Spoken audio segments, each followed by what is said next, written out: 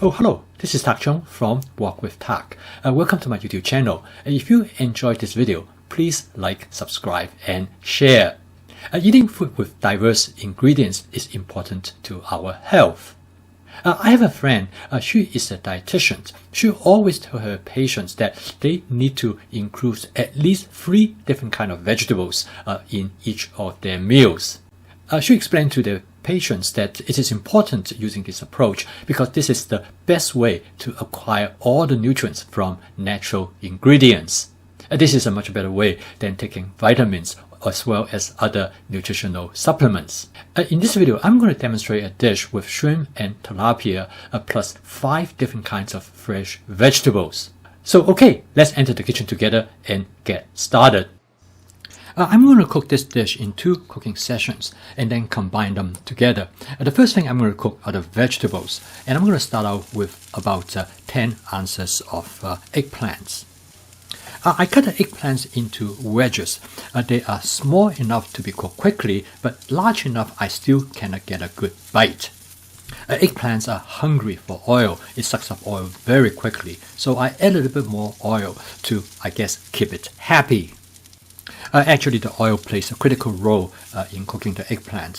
When the eggplant soaks with oil, it creates a very delicious flavor. Next, I'm going to add about 4 ounces of green bean. Now, green bean and eggplant actually goes quite well together.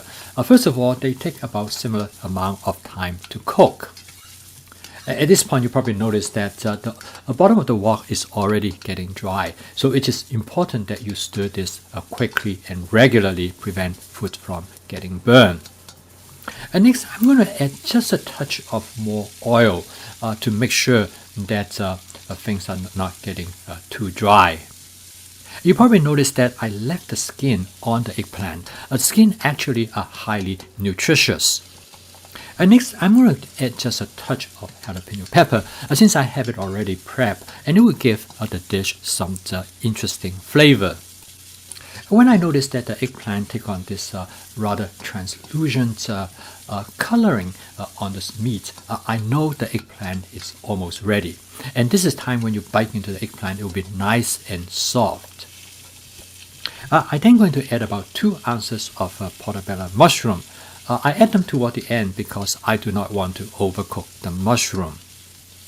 With 3 different kinds of vegetable already in this dish, it will provide very interesting and complex flavor. Furthermore, it will be rich in nutrition with these diverse vegetables in this dish. And next, I'm going to season the dish first with some oyster sauce and followed by some hoisin sauce. I season my dish differently every time when I cook. A lot of times depend on how I feel like, and also depend on the type of ingredients that I have in the dish. This hoisin sauce oyster sauce combination is probably one of my frequently used strategy. Okay, next I want to create a light sauce for this dish, so I add some water to it.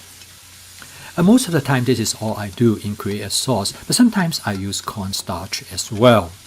Now I did a final taste test, make sure that's exactly how I like it. Here I decided a little bit too strong, so I added a bit more water. For the final step, I add the bell pepper, and a few quick stir, the dish is ready to be served. I transfer the contents of the ingredients in the wok into a serving plate. And I'm going to set the serving plate aside with a cover on so that after I finish cooking the fish and the shrimp, I will lay it on top of them. Cooking this vegetable dish takes very little time, particularly because I have everything already prepped in advance. So all I need to do is to locate all the ingredients from the refrigerator and have them ready. This is clearly the advantage of advanced prepping. If I have to cut up all these ingredients as I were going to cook the dish, I will be too tired by the time when I get to cooking it. The second stage in cooking this dish is to pan fry the shrimp and the tilapia. By cooking these 2 portions of the dish separately, it will allow me with much better control of the texture of all the ingredients. The Cucina 14-inch stainless steel wok is perfect for this purpose because it has a relatively large flat area at the bottom of the wok. This will allow me to use the wok like a frying pan. So I lay out the shrimp on the surface of the wok. I coat the shrimp in advance with cornstarch. I stack the shrimp at one side of the wok, and the other side I'm going to lay out the tilapia, which allow me to fry both of them at the same time. I also coat the tilapia with cornstarch, but in addition to that, I also added my basic seasoning mix. This frying method, frequently known as shallow frying, it allows you to use a small amount of oil, but you can still fry the surface of the wok to provide them with a nice breading. You fry them on one side and you turn them over to fry them on the other side. Now, cornstarch is a much better way for this purpose because they provide a more crispy breading.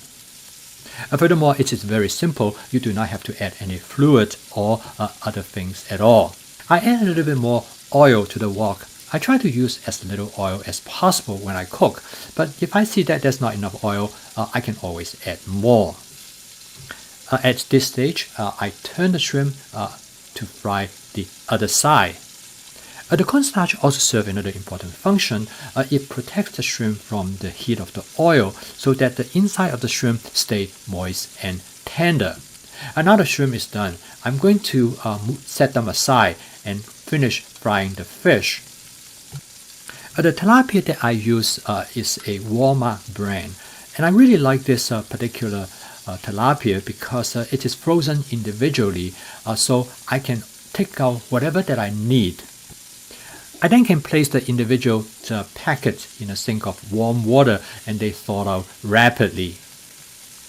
I used to cook the tilapia using a stir-fry technique, but that turned out to be a disaster because the tilapia fall apart really quickly. With this approach, the tilapia stay together and it makes it much easier to both handle as well as to eat. The basic seasoning just mild enough, but it gave the tilapia great flavor. And now the tilapia is ready. I'm going to transfer them over the vegetable that I have cooked earlier. In many ways, you can consider that this as two separate dishes. You can treat the vegetable as a vegetarian dish, and you can take the tilapia and the shrimp as a side dish. However, my wife and I enjoy to have all these three ingredients, the vegetable, the tilapia, and the shrimp, to be presented in a single dish. Talking about the shrimp, I must not forget about them, so I find the shrimp and then I lay it on top of the tilapia. And now the dish is done. The total cook time of this dish is approximately a little bit over 10 minutes. As I am laying the shrimp over the dish, I was very hungry. I couldn't wait to taste the tilapia. The tilapia turned out to be very flavorful, and the flesh is nice and moist, and the crispy breading give an exceptional flavor. Of course, the vegetable tastes wonderful as well. My wife and I did a really good job on this dish. We finished almost everything. However, we did leave a little bit for our kiddies. So okay, let's take a look at the calorie content of this meal. The rice contributes the largest number of calories at 222 calories. The tilapia actually is pretty low in calorie. For 8 ounces, it's only 180 calories. And 4 ounces of shrimp contribute 112 calories. The 4 vegetables, as expected, have very low calorie. They together only amount to 123 calories. With 4 tablespoons of canola oil, it attributes to 160 calories. 3 tablespoons of cornstarch is 90 calories. The total number of calories for this dish is 946. If we divided that in half, each one of us consume 473 calories. So what would I change to reduce the calorie contents of this meal without affecting the culinary experience? The first thing I think I could do is to reduce the quantity of rice from 6 ounces to 4 ounces. And then we drop the calorie from 222 to 148. I feel that I can comfortably to drop the tilapia from 8 ounces to 6 ounces. I can also drop the shrimp from 4 ounces to 3 ounces. This will allow me to drop the canola oil from 4 tablespoons to 3 tablespoons. I think I can also drop the cornstarch from 3 tablespoons to 2 tablespoons. This will drop the total caloric content of this meal from 946 calories to 729 calories. This will reduce our individual calorie consumption by 108 calories. By having all the ingredients in prep and ready to go, it makes this relatively complex dish simple and fun. Advanced prepping is the key. You can think of advanced prepping as by putting money in the bank. You can use some for one dish and leave the others for another dish. The investment that you put in the beginning of the week pay off each time when you cook during the rest of the week. This video demonstrates how cooking could be very simple if you have advanced prepping. When you combine this approach with template-based cooking, stir-frying, and flavor chasing, you have the ingredients to make home cooking creative. Thank you for watching. If you enjoyed this video, please like, subscribe, and share. See you next time.